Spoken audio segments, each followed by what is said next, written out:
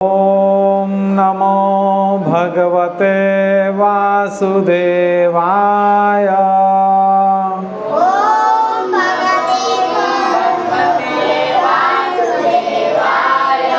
ओम नमो भगवते वासुदेवाय।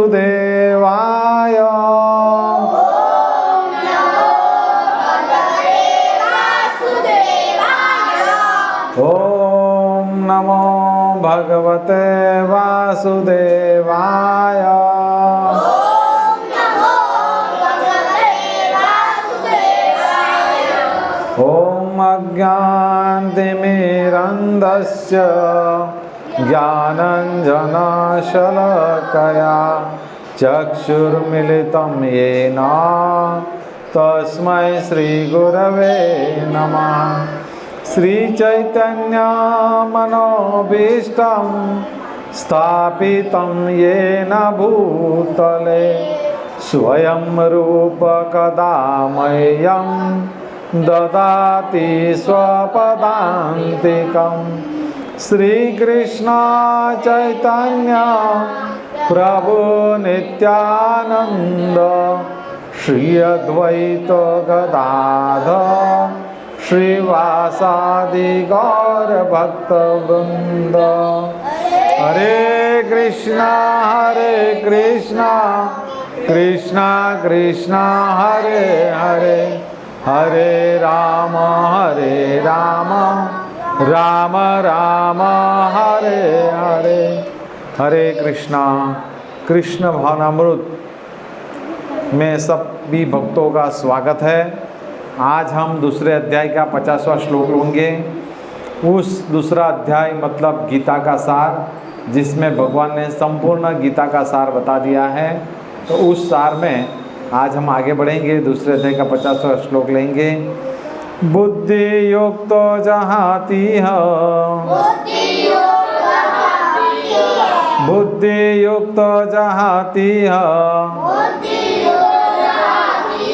उभे सकृत दुष्कृते, उभे सकृत दुष्कृते, तस्माद् योगाय युज्यस्व, तस्माद् योगाय युज्यस्व, योग कर्मसु कौशलम्, योग कर्मसु कौशलम्। अनुवाद। भक्ति में संलग्न मनुष्य इस जीवन में ही अच्छे तथा बुरे कार्यों से अपने को युक्त कर लेता है। अतः योग के लिए प्रयत्न करो, क्योंकि सारा कार्य कौशल यही है। अनुवाद भक्तिवेदांत श्रील प्रभुपाद के द्वारा। जीवात्मा अनादिकाल से अपने अच्छे तथा बुरे कर्म के फलों को संचलित करता रहता है। फलतः वह निरंतर अपने स्वरूप में से अनभिन्न बना रहा है। इस अज्ञान को भगवत गीता के उपदेश से दूर किया जा सकता है। हरे कृष्णा।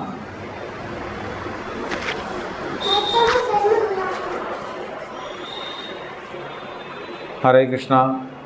क्या है कि यहाँ पे क्या बताया है भगवान ने कि जीवात्मा अनादिकाल से अपने अच्छे तथा बुरे कर्म के फलों से संचलित करता रहता है। मतलब कहने का तात्पर्य क्या है प्रभुपाद जी का, कि जीवात्मा मतलब मनुष्य, जीवात्मा मतलब बहुत सारी जीवात्मा है, लेकिन यहाँ पे प्रायः मनुष्य की बात हुई है कि मनुष्य जो है वो 84 लाख योनि से कर्म करता हुआ आ रहा है। कितने लाख? 84 लाख। ठीक है। हर एक जीवात्मा को कर्म करना आवश्यक है। कोई भी व्यक्ति विदाउट कर्म से रह नहीं सकता है। ठीक है। तो भगवान यहाँ पे क्या बताना चाहते हैं कि कोई भी व्यक्ति हो अनादिकाल से, मतलब जीवात्मा कितना पुराना है इसका वर्णन कहीं पे भी मिलता नहीं। क्या बोला गया है? अनादि। अनादि मतलब बहुत पुराना। ठीक है। तो हम ऐसा मान सकते हैं कि जब से भगवान है तब से जीवात्मा है। ठीक है। तो यहाँ पे बताया गया कि अनादिकाल से कर्म संचालित करता रहता है और कर्मों के कारण ही व्यक्ति को अच्छे या बुरे फल भोगने होते हैं। तो प्रश्न ये उठता है कि भाई जीवात्मा जो है कर्म करता है, अच्छे कर्म करता है, उसे सुकृति कहा जाता है, और बुरे कर्म करता है उसको दुष्कृति कहा जाता है। ठीक है, तो सुकृति करता है तो पुण्य फल, दुष्कृति करता है तो पाप। मनुष्य जीवन मिला मतलब हमने पिछले जन्म में कुछ ना कुछ सुकृति कार्य किए होंगे या कर्म किए होंगे, जिसकी वजह से हमें क्या मिला है? मनुष्य जन्म। मनुष्य जीवन का उद्देश्य क्या है? भगवत प्राप्ति। मनुष्य जीवन का उद्देश्य क्या है? भगवत प्राप्ति। यह हमारा जो है भगवत प्राप्ति करना हमारा चरम सिद्ध अधिकार है। ठीक है, जो समझ जाता है वह व्यक्ति बुद्धिमान है, जो नहीं समझता है वो क्या है? अज्ञान है। तो भगवान यहाँ पे बताना चाहते हैं कि भाई जीवात्मा जो है वो अनादिकाल से कर्मों में संचालित है। कौन से कर्म? सुकृति और दुष्कृति। इसकी वजह से उसको फल भोगना पड़ता है। अगर सुकृति के कार्य करता है तो स्वर्ग में जाता है, अगर वो दुष्कृति का कार्य करता है तो उसे नरक में जाना पड़ता है, या तो फिर अलग अलग योनियों में जाना पड़ता है। तो भगवान बताना चाहते हैं कि भाई तुम जो है कर्म करो, लेकिन ऐसा कर्म करो कि बंधन तुम्हें नहीं लगे। वो पिक्चर वाला बंधन नहीं है कि साथी बंधन वो टूटे नहीं, वो बंधन नहीं है। हाँ, वो बंधन नहीं है। भगवान यहाँ पे क्या बताता है कि जीवात्मा है, उसे अगर कर्म करना ही है तो वो ऐसा कर्म करे जिससे उसको बंधन ना लगे। तो प्रश्न ये उठता है, तो भाई ऐसा कौन सा कर्म है? कौन बताएगा मुझे? मैंने आगे भी बताया है। कौन सा ऐसा कर्म है जिससे हमें जीवात्मा को बंधन नहीं लगता है?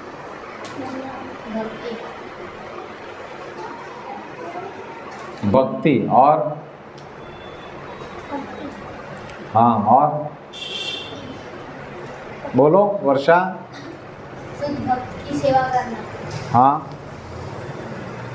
मंदिर की सेवा करना। हाँ भगवत गीता। हाँ, भगवत गीता पढ़ना, मंदिर की सेवा करना, और ओम गुरु के आदेशों का पालन करना। गुरु के आदेशों का पालन करना। और माला करना है। हाँ, भगवान के नाम का जप करना। गुरु के राह पर चलना।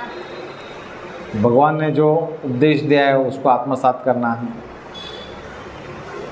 बोलो मोक्ष। निष्काम करना। हाँ, निष्काम कर्म करना। तो भगवान यहाँ पे क्या बताना चाहते हैं अर्जुन को कि तुम ऐसा कर्म करो जिससे तुम्हें क्या है? कर्म का बंधन नहीं लगे। तो निष्काम कर्म कैसे कर्म बताए अभी भगवान ने कि भाई तुम क्या है? जप करो, माला करो, भगवान की पूजा करो, भक्तों की सेवा करो, अध्ययन करो। ठीक है, और भगवान के लिए कर्म करो। किसके लिए कर्म करो? भगवान के लिए। तो भाई भगवान के लिए कर्म करो, तो प्रश्न ये उठता है भाई कर्म तो करना ही है, तो फिर तो बंधन तो लगेगा ही। तो बंधन नहीं लेंगे गुरुजी, आप कैसे बोल रहे हो? ये कैसे पॉसिबल है? तो भगवान यहाँ पे बताना चाहते हैं कि भक्तिमय कर्म तुम जो भी करोगे, कौन से कर्म? भक्तिमय कर्म। ठीक है, भक्तिमय तुम जो कर्म करोगे उससे क्या होगा? तुम्हें बंधन नहीं लगेगा और तुम संसार रूपी सागर से मुक्त हो जाओगे। किससे मुक्त हो जाओगे? संसार। संसार रूपी सागर से। तो भाई संसार रूपी सागर भी मैंने आपको समझाया था, बराबर है। तो भगवान बताना चाहते हैं कि भाई तुम कर्म भी करोगे और मुक्त भी रहोगे। ठीक है, अभी आगे क्या प्रभुपाद बताते हैं वो हम सुनते हैं। इस अज्ञान को भगवत गीता के उपदेश से दूर किया जा सकता है। यह हमें पूर्ण रूप में भगवान श्री कृष्ण की शरण में जाने का तथा जन्म जन्मांतर कर्म फल की श्रृंखला का शिकार बनने से मुक्त होने का उपदेश देती है। देखिए, हम अगर भगवान की शरण में जाएंगे तो मुक्त कैसे होंगे? भगवान के हम अगर शरण में जाते तो मुक्त कैसे होंगे? वो हमारे पाप भर ले। हाँ, अगर हम भगवान की शरण में जाते हैं, व्यक्ति दो ही लोगों की शरण में जा सकता है। कितने? दो ही शरण, एक जो है भगवान की, दूसरी है माया की, तीसरी कोई नहीं है। कितनी शरण में जा सकता है? दो। एक भगवान की शरण और दूसरी माया की शरण। भगवान की शरण में जाओगे तो तुम शाश्वत आनंद पाओगे। ये बोला है कि किसी शरण मेरी, किसी शरण मेरी। भगवान की शरण में जाएंगे तो हमें क्या? शाश्वत आनंद मिलेगा। और माया की शरण में जाएंगे तो हमें क्षणिक सुख मिलेगा, लेकिन वापस हमें 84 लाख योनि में धक्का मार दिया जाएगा। कितनी योनि में? 84 लाख योनि में हमें धक्का मार दिया जाएगा। अभी सबसे मनुष्य की सबसे कठिन परिस्थिति कौन सी है? मनुष्य की सबसे कठिन परिस्थिति कौन सी है? सुख आना, दुख आना, क्या है? हाँ, सही बात है, दुख है, लेकिन कठिन क्यों है? दुख आता है तो सही बात है कि भाई ये है, लेकिन कठिन परिस्थिति कौन सी है? जीवात्मा की कठिन परिस्थिति कौन सी है?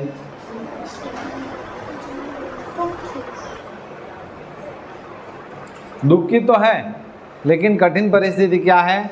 बार बार माँ के पेट में जाना और छोटे से गर्भ में कितने कीड़े मकोड़े रहते हैं, उसमें हमें रहना है बार बार।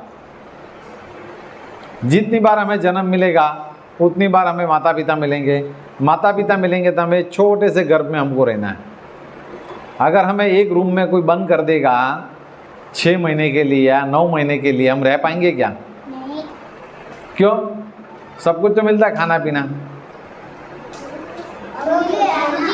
क्या 9 महीने तक एक ही कमरे में रहेगा ना, हम पागल हो जाएंगे। हाँ, तो बार बार हमें जन्म मिलता है, बार बार मृत्यु। व्यक्ति को अगर भौतिक जगत में मैं तुम्हें जो भी स्टैंडर्ड में पढ़ते हो वहाँ पे बोलूँ वापस ये रिपीट करो, तो आपको कैसा लगेगा? कौन रिपीट करना चाहेगा अपना भौतिक जगत का एजुकेशन? रिपीट करना चाहेंगे आप? नहीं। क्यों? पर हमने वो ज्ञान जो था वो ले लिया है, अभी हमें आगे बढ़ना है। वापस आपको बोलेंगे नहीं नहीं आपको यही करना है, तो आप करोगे? नहीं करेंगे। स्वाभाविक है कि हम नहीं करेंगे। भाई हमने ज्ञान वो हासिल कर लिया, अभी हमें और आगे बढ़ना है। फिर वो भी ज्ञान ले लिया, फिर हमें वापस आगे बढ़ना है और अलग हम ज्ञान लेंगे। ठीक है, फिर तुम एक जो है प्रभुपाद जी क्या बताते हैं, व्यक्ति जो है एक अच्छा सुधरा हुआ इंसान बन सकता है अगर वो भक्ति करे तो। भक्ति नहीं करे तो फिर वो गधा है। क्या है? गधा। ठीक है, तो कहने का तात्पर्य क्या है यहाँ पे? भगवान क्या बताना चाहता है कि भाई अगर व्यक्ति भगवान की शरण में अगर आता है, भगवान की शरण में आता है तो ये भवबंधन को पार कर सकता है और वो शाश्वत आनंद पा सकता है। व्यक्ति को दुख क्यों आता है? क्योंकि आज ही मैंने लेक्चर सुना था, उसमें क्या बताया है, व्यक्ति को दुख क्यों आता है? जिस तरह से हमारे माता पिता होते हैं, ठीक है, अगर हम माता पिता से कुछ समय के लिए विलग हो जाते हैं, विलग होना मतलब कि थोड़ा उनसे अलग होना, बराबर है, विलग हो जाते हैं हम माता पिता से। फिर जैसे ही माता पिता से विलग हो जाते हैं तो हमारे माता पिता कितने बेचैन हो जाते हैं हमारे लिए। जिस तरह से यश की मम्मी, यश नहीं दिखेगा तो यहाँ जाएगी, फिर वहाँ जाएगी, फिर वहाँ जाएगी, फिर वहाँ जाएगी, फिर फ़ोन लगाएगी और मिल जाएगा तो हाँ चलो मिल गया मुझे।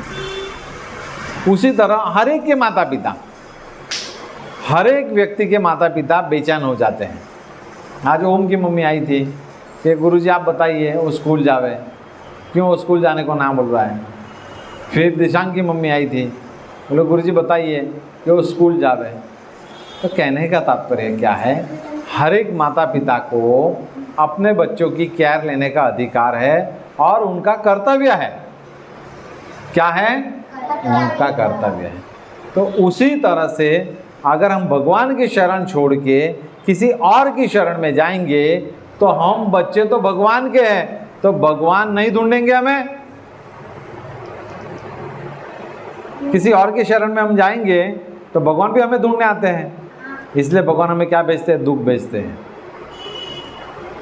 जिस तरह से भौतिक जगत में मोबाइल दिया गया है बच्चे को, तो माता को अगर ढूंढना है तो तुरंत मोबाइल करेगी, बेटे कहाँ पे हो आप, कब आओगे घर। तो उसी तरह से भगवान का मोबाइल क्या है? दुख। दुख भेजेंगे तुमको, इसलिए तुम बोलोगे हरे कृष्णा कृष्णा कृष्णा हरे हरे, हरे राम राम राम हरे। तो भगवान जो है दुख भेजते हैं।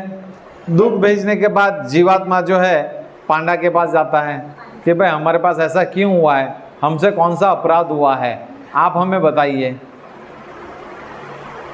और भौतिक जगत में अगर हमें है, अगर हम बीमार गिरता तो हम किसके पास जाते हैं?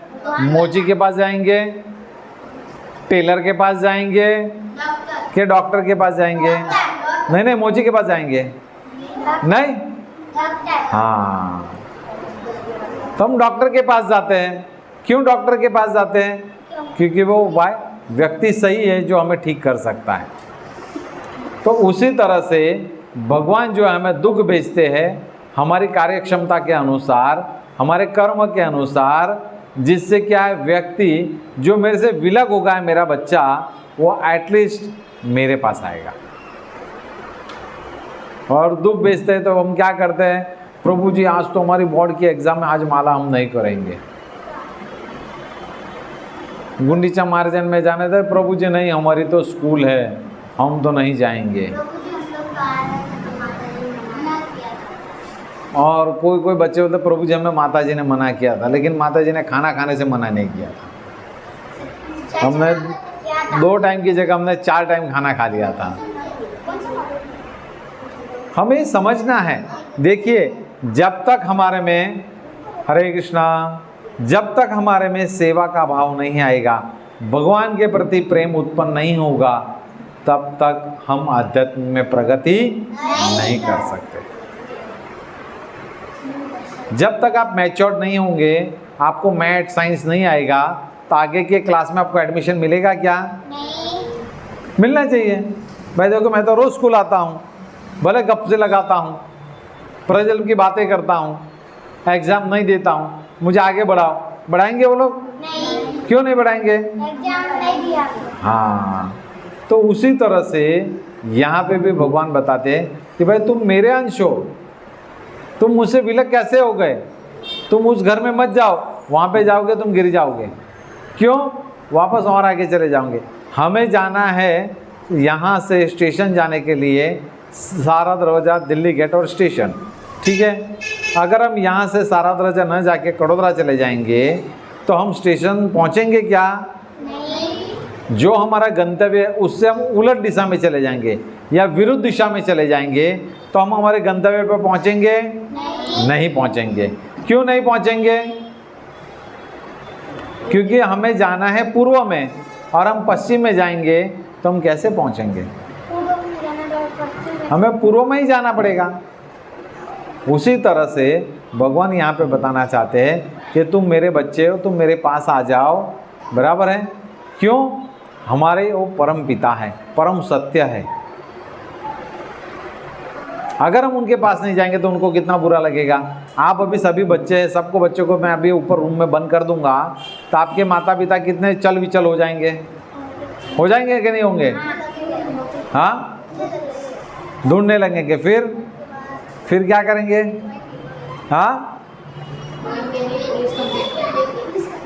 हाँ, पुलिस कंप्लेन करेंगे कि भाई मेरा बच्चा गुम हो गया है। तो उसी तरह से हम भगवान के बच्चे हैं, तो भगवान भी हमें ढूंढते हैं। उनकी आशा है हमारे प्रति कि मेरा बच्चा मेरे पास आएगा। लेकिन हम क्या है कि भगवान के साथ जो हमारा संबंध है वो संबंध हम भूल गए हैं। जिस तरह से ओम को पढ़ाई में अच्छा है, तो पढ़ाई में करते करते धीरे धीरे उसका नंबर आएगा अमेरिका और यश का नंबर आएगा लंदन, बराबर है। उनको इसको ऑक्सफोर्ड यूनिवर्सिटी में पढ़ने के लिए भेजा जाएगा, उसको कैम्ब्रिज यूनिवर्सिटी में। यश की मम्मी तो बोलते कि मारो बच्चों ना भेजो, मैं मेरो बेटो ना भेजो। फिर आजू बाजू वाले बताएंगे नहीं माता जी आप भेजिए, वो यूनिवर्सिटी अच्छी है, बच्चा का फ्यूचर अच्छा रहेगा, सब कुछ अच्छा रहेगा, मैं तो मेरो बच्चों ना भेजूँ। फिर बोलेंगे, फिर जब जाएंगे ठीक है भाई आजू बाजू वाले ने बताया कि भाई आपके बच्चे को भेजिए, तो भेजेंगे। जब वहाँ पे माता जी छोड़ने जाएगी प्लेन पे, तो मेरे ख्याल से इतना रोएगी कि इतना कहीं नहीं रोए होंगी, नदी निकल आएगी। देखिए हाँ, तो कहने का तात्पर्य क्या है कि हमारे ये जो माता पिता है इस जन्म के, उनको हमारे प्रति इतनी आसक्ति है, तो ये तो हमारे जन्म जन्मों के माता पिता है, उनको हमारे प्रति कितनी आसक्ति होगी, होगी कि नहीं होगी? होगी। जन्म जन्मों के, और ये शाश्वत माता पिता है, ये अपने पद से कभी च्युत नहीं होने वाले। होंगे कभी? नहीं। तो कहने का तात्पर्य क्या है कि अगर हम माया की शरण में जाते तो भगवान को भी बुरा लगता है कि नहीं मेरा बच्चा मेरे पास आएगा, और हम भगवान को भूल के कहीं और जाते हैं। हमें गुरुजी ने बोला है कि भाई कैडबरी नहीं खाना, फिर भी वैसे गट से 2 खा जाती है कैडबरी। देखो पानी पूरी खा जाती है, देखो कैडबरी खा जाती है, देखो कितना कितना लंबा लिस्ट निकल रहा है। हाँ देखो,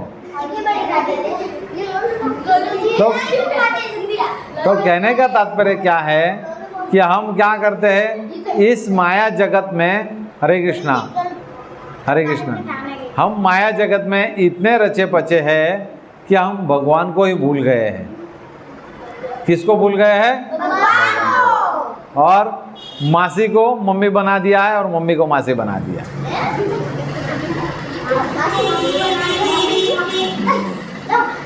मतलब माया को हम शरणागत हो गए। किसको? माया को। माया मतलब कोई लड़की नहीं है, माया मतलब जो नहीं है वह, उसको हम क्या हो गए? शरणागत हो गए। क्यों? हमें कैडबरी दिया, डेयरी मिल्क या सिल्क, तो हम उसको शरणागत। वाह वाह वाह वाह।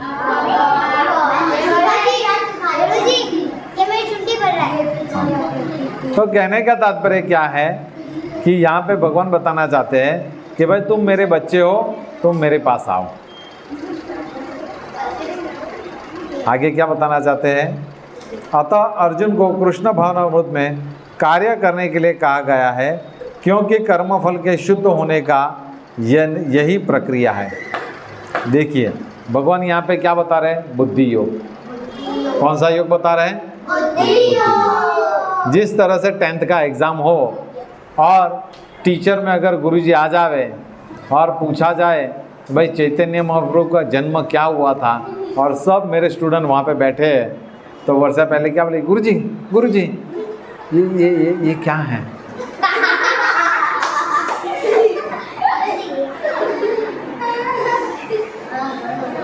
ऐसे पानी पूरी खाएगी तब गुरुजी नहीं करेगी कि गुरुजी पानी पूरी खाओ या कैडबरी खाओ, नहीं।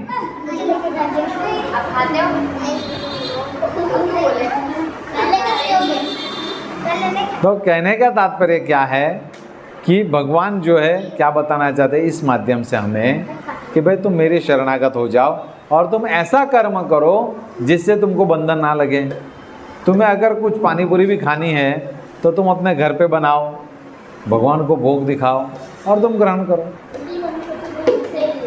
तुम्हें कैडबरी पसंद है तो कैडबरी बनाओ, भगवान को भोग दिखाओ और ग्रहण करो।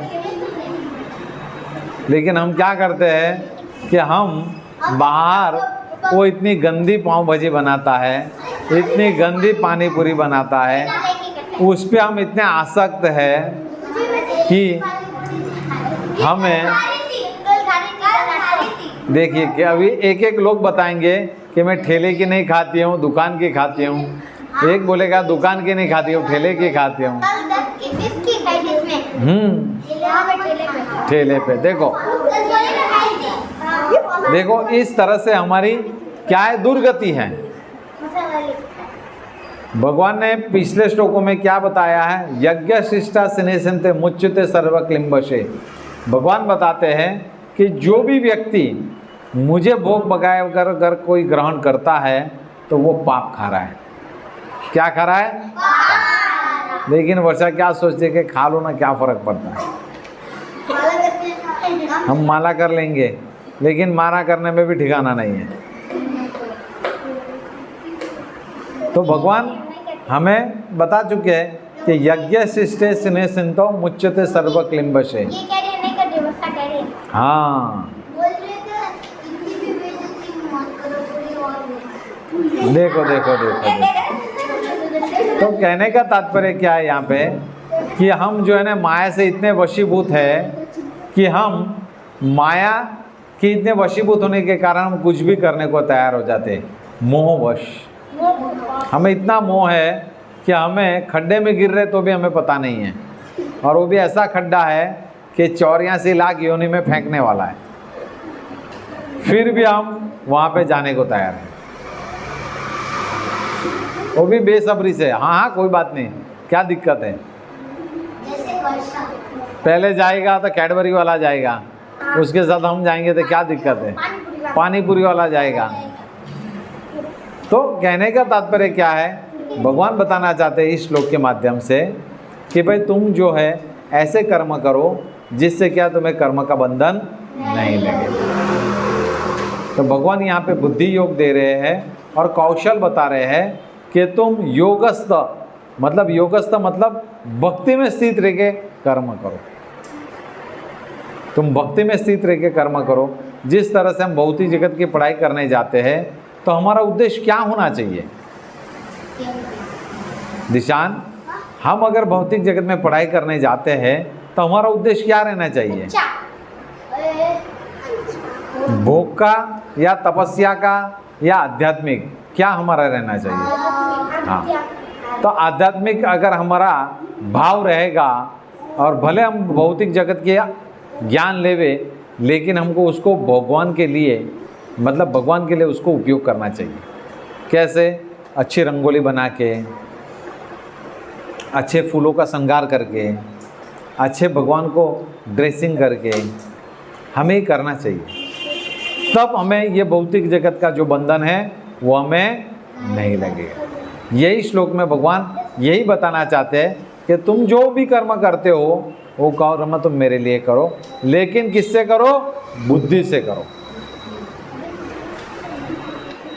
किससे करो? बुद्धि से करो। तो भगवान उनको क्या प्रदान करना चाहते हैं? हरे कृष्णा। भगवान क्या बताना चाहते हैं इस श्लोक में हमें?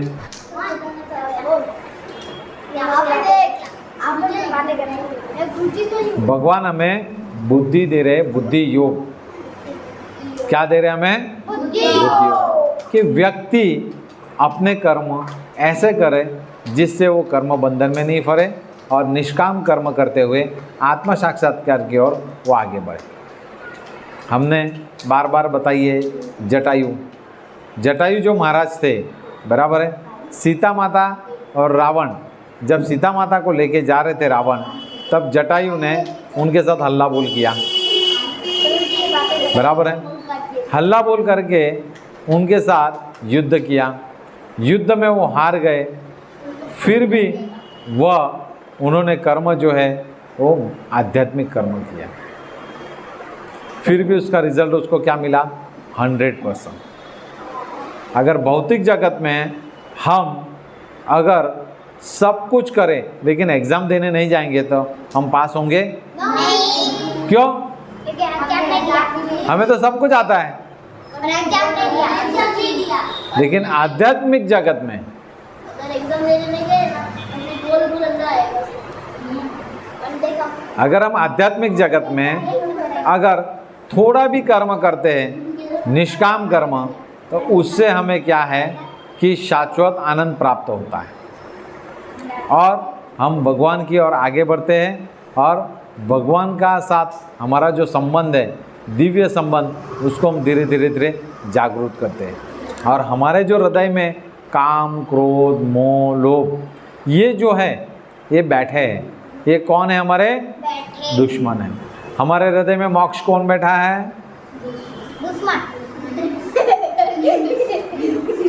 हमारे हृदय में कौन बैठा है? भगवान श्री कृष्ण। लेकिन हमारे हृदय में भी इतना खराब है कि काम, क्रोध, मोह बैठे हैं।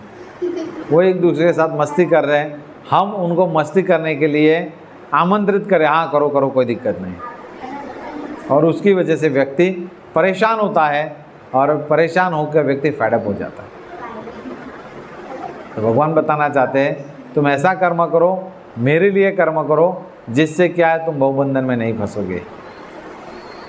जिस तरह से भगवान कृष्ण का जब यहाँ पे थी नंदगांव में, बराबर है, भगवान नंदगांव में थी, तो एक जो स्त्री थी वो क्या बेचती थी? फल, मीठे मीठे फल बेचती थी वो।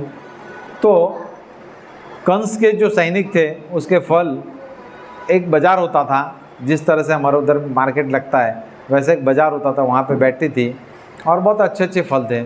तो कंस के जो सैनिक थे वो क्या करते थे? उसके सभी फल ले लेते थे और उसको पैसा नहीं देते थे। वो बेचारी हर टाइम परेशान रहती थी। तो उसने सोचा क्यों ना मैं ये फल लेके नंदगांव जाऊंगी, बराबर है, और नंदगांव जाके मैं भगवान को ये दूं। उसको पता नहीं था नंदगांव में कहाँ जाना है, नंदगांव में कहाँ पे जाना है, भगवान का घर का एड्रेस भी नहीं पता, सोसाइटी भी नहीं पता, कुछ भी नहीं। तो उसने कहाँ से? मथुरा से वो नंदगांव यमुना नदी पार करके गई, इतने इतने पानी में, इतने इतने पानी में अपने फल लेके गई। और जब नंदगांव वो गई तो उसने देखा कि कितना रमणीय वातावरण था। वहाँ पे मोर, पक्षी कलरव कर रहे थे और उसने ये सोचा कि इस नंदगांव में मैं भगवान को कहाँ मिलूँगी। और जिस तरह से हमारे यहाँ दोपहर के समय में पूरे शांति छवाई रहती है, एकल दुकल लोग आपको दिखाई देंगे, ज़्यादा कोई नहीं दिखाई देगा। तो उसी तरह से वहाँ पे उस समय में मध्याह्न थी, मतलब कि सुबह के बाद जो मध्याह्न होता है वो था। तो वहाँ पे देखा उसने मैं ये गली में जाऊँ या ये पोल में जाऊँ या ये पोल में जाऊँ, अलग अलग थी। तो उसने सोचा कि चलो भाई नदी के पास जो है उसमें जाती हूँ।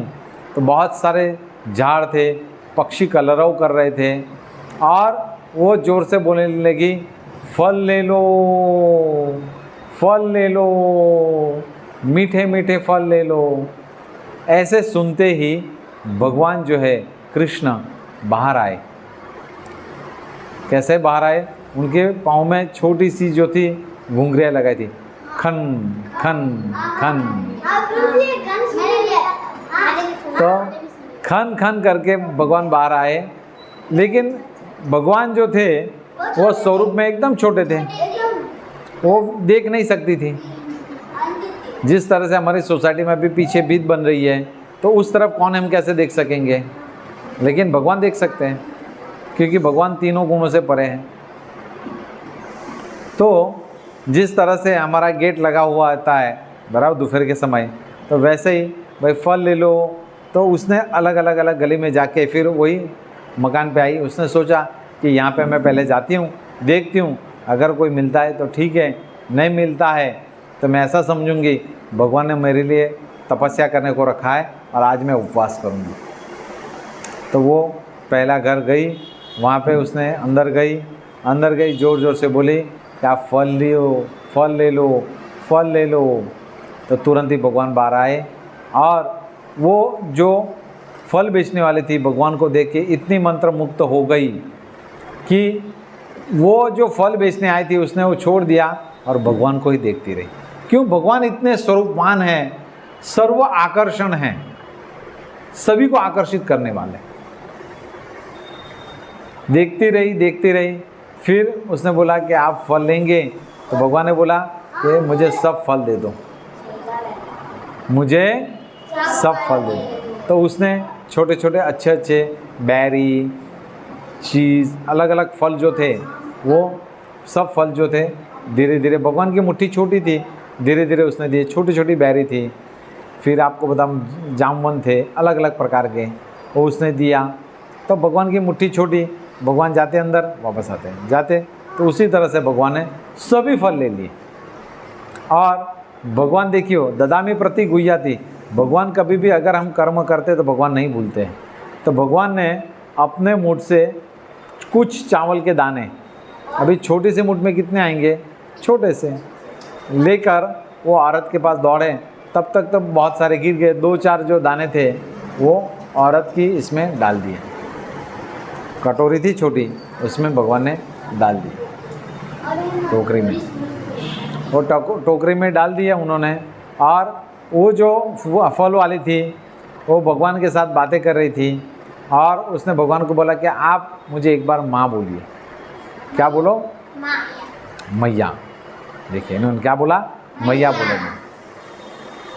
तो भगवान ने उनको मैया शब्द से पुकारा। पुकारने के बाद वो भगवान से बहुत प्रेम करने लगी। उसके बाद वहाँ भगवान को लेने के लिए उनके रूम से आए और लेके गए, बराबर है।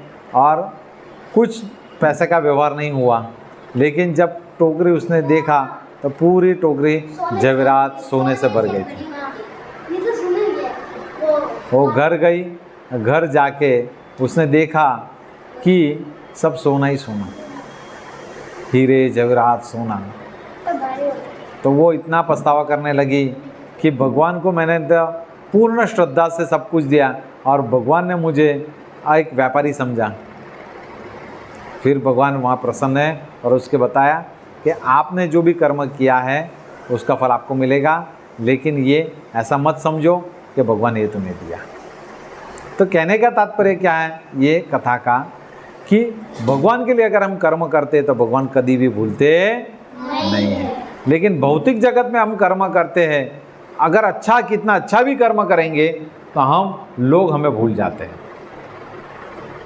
हम किसी की हेल्प करेंगे तो लोग हमें भूल जाते हैं, वो कुछ समय के लिए याद रखते हैं फिर हमें भूल जाए। जिस तरह से हम अगर हमारे जो फ्रेंड्स है उसको अगर हम पेंसिल देंगे, बराबर है, तो एग्ज़ाम में पेपर दे देगा, वो पेपर देने के बाद हमको वापस करेगा नहीं करेगा भगवान जाने, लेकिन ऐसा तो नहीं बोलेगा यार तुमने पेंसिल दी तो मेरी आज एग्ज़ाम दी गई, अगर नहीं देती मेरा क्या होता। तो कहने का तात्पर्य लोग याद नहीं रखते हैं, लेकिन आध्यात्मिक जगत में भगवान हर चीज़ हमारी याद रखते हैं।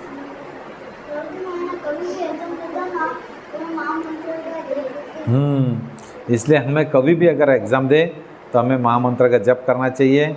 जप करने के बाद भले एक बार बोलो, जप करने के बाद भगवान को याद करने प्रणाम करके फिर हमें एग्ज़ाम देनी चाहिए। इससे क्या है कि ये जो तुम्हारा भौतिक ज्ञान जो है वो आध्यात्मिक हो जाता है। भगवान सोचते हैं कि भाई मेरा ये जो बच्चा है इसको ज्ञान की आवश्यकता है, तो मुझे ये ज्ञान उन्हें देना चाहिए। ठीक है, तो यहाँ पे ये जो श्लोक है, ये श्लोक में भगवान क्या बताना चाहते हैं कि हे अर्जुन, तुम जो कर्म कर रहे हो वो कर्म मेरे लिए करो। अगर तुम मेरे लिए करोगे तो बहुबंधन में नहीं फंसोगे, तुम्हें पाप और पुण्य दोनों नहीं लगेगा, और ये तुम्हारा निष्काम कर्म होगा। तुम आत्मा साक्षात्कार की ओर बढ़ोगे और मेरे साथ प्रेम का विनिमय करोगे। हरे कृष्ण।